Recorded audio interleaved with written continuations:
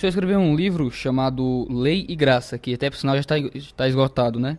E nesse livro o senhor fala um pouco sobre a relação entre a lei e a graça hoje, e como é que, a sua concepção, a gente tem que entender a expressão não vivo mais debaixo da lei, mas da graça. A gente não tem mais que seguir a lei do Antigo Testamento em algum sentido? Primeiro, o livro eu espero seja republicado esse ano. Eu tenho procrastinado por conta de refazer algumas partes do livro, né, acrescentar algumas coisas que eu acho interessantes. O livro nasceu de um artigo, eu escrevi um artigo na revista Fides Reformata e eu fiquei impressionado com a reação que o artigo fez. Quantas pessoas escreveram de volta dizendo: eu nunca tinha entendido dessa forma, isso era para mim um motivo de agonia, eu não sabia a relação da lei e da graça e assim por diante. Então, a partir daí eu me senti estimulado a escrever o livro. E é uma exposição simples, a meu ver, da forma como o calvinismo enxerga a relação da lei e da graça. Como nós temos um ambiente no Brasil que é predominantemente dispensacionalista, as pessoas sempre fazem a relação. O Antigo Testamento é o tempo da lei, o Novo Testamento é o tempo da graça. E aí eu sempre faço a pergunta: então no Antigo Testamento tinha gente salva? No Antigo Testamento acho que tinha. Começa com um acho a resposta, né? Pois é, Abraão, Moisés, Davi, eles eram crentes ou não eram? Eram. E eles foram salvos? Foram salvos, eram crentes, foram salvos. Foram salvos pelo quê? Pelas obras da lei? As pessoas ficam em dúvida, elas não sabem o que dizer. Né? Foram salvos pela lei? Não, mas peraí, pelas obras da lei ninguém pode ser salvo. Então eles foram salvos pela graça. E quando foi isso? Lá no período do Antigo Testamento. Então a graça operava no período do Antigo Testamento. Então não posso fazer essa divisão artificial: Antigo Testamento, lei; Novo Testamento, graça. Então essa é a primeira parte. A segunda parte que é importante entender é que as pessoas dizem: olha, o crente, não é, seguindo alguns textos bíblicos, orientação bíblica descontextualizada, dizem: o crente não está mais debaixo da lei. É verdade, não está mais debaixo da lei cerimonial e o crente não está mais debaixo da maldição da lei. Isso é fato. Mas o crente está debaixo da lei. Mas como, pastor? O crente debaixo da lei? Por exemplo, você pode ter outros deuses além de Deus? Não. Isso é uma lei? É a primeira lei do Antigo Testamento. Você pode tomar o nome de Deus em vão? Não. Isso é lei? Então você está debaixo da lei. Você pega os mandamentos, você pode adulterar? Não, isso é lei. Você pode assassinar? Não, isso é lei. E assim por diante. Então, eu estou debaixo da lei. Eu tenho que seguir a lei de Deus. Mas a lei, para o crente, ela não é instrumento de salvação. Então, na ordem bíblica, o crente é salvo primeiro. Depois que ele é salvo, ele é liberto da maldição da lei. Ele tem Cristo que cumpriu integralmente a lei. Tem Cristo que aboliu a necessidade do cumprimento da lei cerimonial, porque ele já cumpriu toda ela em si mesmo. Ele veio cumprir a lei, cumpriu a lei de maneira plena, não é? E agora eu tenho liberdade, pelo poder do Espírito Santo, para viver como salvo uma vida que seja agradável a Deus. Ora, como é que eu sei como é que eu vou agradar a Deus? Eu agrado a Deus quando eu cumpro a vontade dEle. Como é que eu conheço a vontade dEle? Eu conheço a vontade dEle através da palavra dEle. E a palavra dEle é a lei. Então, na verdade, eu não prego um antinomismo e eu não quero pregar nenhum legalismo. Salvação pelas obras. Mas o crente, uma vez salvo, agora ele tem a palavra de Deus, a lei de Deus, a orientação de Deus, que está espalhada por toda a Escritura, que ele precisa viver, se deleitar. Quando você lê alguns textos no Antigo Testamento, você vê que o salmista ele tem prazer na lei de Deus. Ele ama a lei de Deus. Por quê? Porque ele é salvo, porque ele é crente. O incrédulo não ama a lei de Deus porque ela é condenação para ele, mas o crente ama a lei de Deus, ele deseja a lei de Deus, ele aspira à lei de Deus, não é? Então, nesse sentido, é que nós precisamos entender essa relação de lei e graça. No ano que eu lancei o livro, um pregador inglês foi pregar na minha igreja e ele foi falar sobre o tema graça. E lá para as tantas, falando sobre o tema, ele virou e disse assim: porque tem muita gente que escreveu livros aí com o título Lei e Graça, mas está errado, né? Minha congregação toda lá ouvindo, né, começou a rir logo de cara, né? Está errado. E aí ele disse: porque lei é graça. E de fato, a lei de Deus para o crente, ela é graciosa. Eu tenho deleite, prazer e alegria. Isso não significa que eu não tenho que lutar contra a minha natureza pecaminosa, terrena, que deseja ainda fugir da lei de Deus. Mas o crente, ele tem prazer na lei de Deus, ele ama a lei de Deus. Ele diz, como o salmista no Salmo 119, quanto eu amo a tua lei. Eu acho que respondi todas as questões, não foi? Sim, sim. Tem surgido um novo modelo de olhar para a lei, que tem ganhado algum espaço no países americanos, na Europa, e que tem sido começado a ser pensado no Brasil, que é a New Covenant Theology, que é a teologia da nova aliança ou teologia do novo pacto.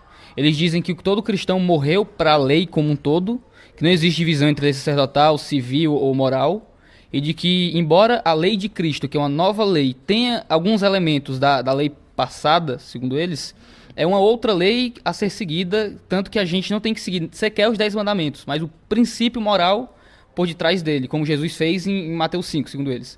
Qual é a resposta do senhor que é aliancista a isso? Essa é uma visão, uma abordagem que eu acredito equivocada quanto à visão da lei. Quando Jesus, principalmente no Sermão do Monte, ele fala várias vezes, ouvistes o que foi dito, eu porém vos digo. Existe um grupo que nega, que diz que Jesus então agora ele está largando a lei ou está fazendo uma nova lei. Isso já é um erro por si só. O que eu acredito a respeito do que Jesus está fazendo ali naquele ponto de Mateus capítulo 5? Ele como filho do Pai e Deus verdadeiro que é, ele agora encarnado na terra, ele é o verdadeiro intérprete da lei. Então, o que Jesus faz em Mateus 5? O que Jesus faz em Mateus 5 é arrancar da interpretação que estava cheia de erros, cheia de vícios, feita pelos fariseus, pelos escribas e por todo mundo ali em volta, é arrancar o erro da interpretação para dar a verdadeira interpretação. Então, a tendência do judaísmo naquele período era exatamente interpretar como necessário de cumprimento os aspectos externos da lei. Jesus diz, espera aí, vocês estão brincando de religião. Isso não é verdade. E o que Jesus faz então é dizer, eu vou dar a interpretação verdadeira da lei. E aí então ele vai dizer, olha, alguém que faz dessa maneira já cometeu, já quebrou esse mandamento, não é? Mas ele não faz abolição da lei. Ele diz, eu não vim abolir, eu vim cumprir, e ele cumpre. Ora, a lei moral, ela é parte do caráter de Deus. Deus é um ser moral. A lei é uma expressão daquilo que ele é. Então essa lei, mesmo depois de escrita e registrada por Moisés, ela não pode ser abolida. Enquanto a gente observa que o que a gente encontra são desenvolvimentos práticos para a aplicação da lei moral. Então, quando o calvinismo histórico faz essa tríplice divisão da lei, eu entendo que não existe nada da lei civil ou da lei cerimonial que está fora da lei moral.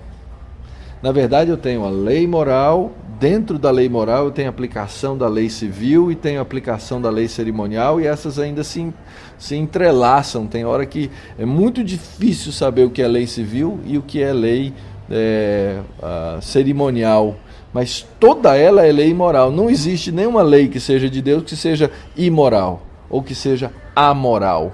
Então toda lei, ela é lei moral, né? Agora, quando eu chego no período neotestamentário, o que acontece? Ora, a função da lei cerimonial se encerra, porque Cristo a cumpre de maneira plena. Isso aí você vai ler tudo a respeito disso no livro de Hebreus, não é?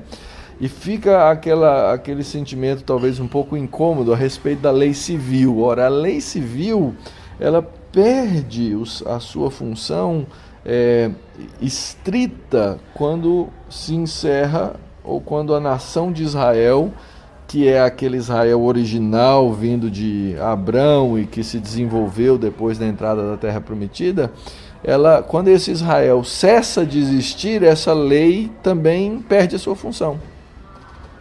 A nossa grande dificuldade é entender os limites de uma lei e outra. Agora, tanto a lei cerimonial quanto a lei civil de Israel, elas têm um aspecto magisterial. Elas servem para ensinar, ainda que não sejam estritamente feitas para cumprir.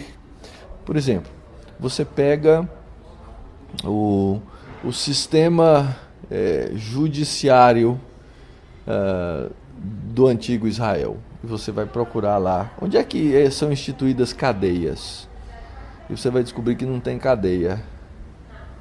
Por quê? Porque se você for pensar, a ideia de cadeia, ela não faz sentido, ela não faz sentido nenhum. O que a gente faz quando encarcera alguma coisa, priva de determinadas liberdades alguém do convívio social, etc. Você paga para aquele indivíduo, não é? Para que ele viva isolado. Você tem que pagar para a família daquele indivíduo sobreviver, porque senão ela também provavelmente vai entrar para uma vida de crimes, de roubo e etc. e tal. Como é que funcionava o sistema naquela época? O indivíduo roubou. Dependendo do que ele roubou, mostra a necessidade que ele tinha, ou mostra o que ele tomou do outro. Por exemplo, se alguém roubasse uma ovelha, a penalidade era restituir X vezes mais. Por quê? Porque a ovelha era um animal mais barato, a ovelha se reproduz mais rápido e assim por diante. Agora, se alguém roubasse um boi, a restituição era mais pesada. Por quê? Porque ter um boi era uma coisa difícil, ninguém tinha boiada. Não é? O indivíduo tinha um boi e ele usava aquele boi como sustento da sua família, era o animal capaz de arar a terra, os outros não conseguiam fazer isso e assim por diante. Então a pena era pior. Ok, então agora você vai restituir 5 vezes mais. Tá bom. Como é que você restitui 5 vezes mais se você já está sem dinheiro para restituir? Você vai se tornar escravo. Interessante que aquela escravidão ela era abençoadora. Por quê? Porque ela permitia o indivíduo pagar a sua dívida com aquele que havia sido defraudado no bem. Então não era um pagamento social só, mas era individual. Aquilo aproximava o indivíduo que havia cometido o crime da pessoa que foi defraudada, que foi roubada. E aí o indivíduo fala, mas se eu ficar aqui trabalhando para o senhor esse tanto de tempo, minha família vai passar fome. Então a lei dizia o quê? Você é responsável pela família do cara também. Percebe como é que funciona essa relação? Ele trazia o indivíduo para perto, trazia a família do indivíduo para perto, fazia o indivíduo que tinha mais posse se tornar responsável por tratar bem aquele que se tornava o seu escravo. O indivíduo trabalhava e não perpetuava aquela situação, ou seja, quando ele terminasse de cumprir a sua pena, não é? Ele agora podia ir livre de fato, e se ele talvez por causa de alguma ou outra situação pensasse que aquele era um trabalho digno, ele podia dizer, não quero ficar escravo, o senhor me aceita aqui na sua casa continuar trabalhando? E o indivíduo permanecia lá com a família trabalhando e assim por diante. Então é assim que funcionava. Era um sistema de restituição e de restauração. Quando é que terminava aquela pena? Quando o valor fosse pago definitivamente, ou no chamado ano do jubileu, o ano da restauração. Óbvio, isso aí tem um sentido de ensino magisterial. Eu não posso pegar e aplicar numa sociedade com 200 milhões de habitantes a lei dessa forma, não é? Mas o que é que eu tenho a aprender com essa lei para não continuar copiando ou fazendo ou mantendo um sistema absurdo como o nosso sistema prisional, que todo mundo vê que é um poço sem fundo, é um buraco, cria uma escola de crime, uma escola de preguiçoso, de gente que não trabalha e assim por diante.